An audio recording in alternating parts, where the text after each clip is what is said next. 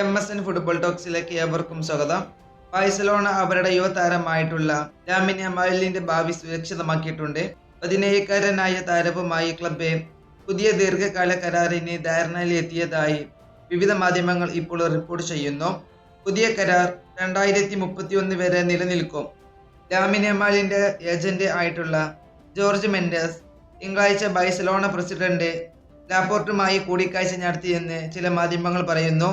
ഇനി ചർച്ചകൾ അന്തിമ ഘട്ടത്തിൽ മാത്രമാണ്. ലാമിൻ യമാൽ ചൊവ്വാഴ്ച തന്നെ കരാർ ഒപ്പുവെച്ചേക്കുമെന്നും റിപ്പോർട്ടുകൾ വരുന്നുണ്ട്. അതുപോലെ തന്നെ ഫിഫ നിയമങ്ങൾ പ്രകാരം പ്രായപൂർത്തിയാകാത്ത കളിക്കാർക്ക് 3 വർഷത്തെ കരാറുകൾ മാത്രമേ അനുവദിക്കുകയുള്ളൂ എന്നതിനാൽ ലാമിൻ യമാലിന് 18 വയസ്സ് തികയുന്ന ജൂലൈ മുതലാണ്.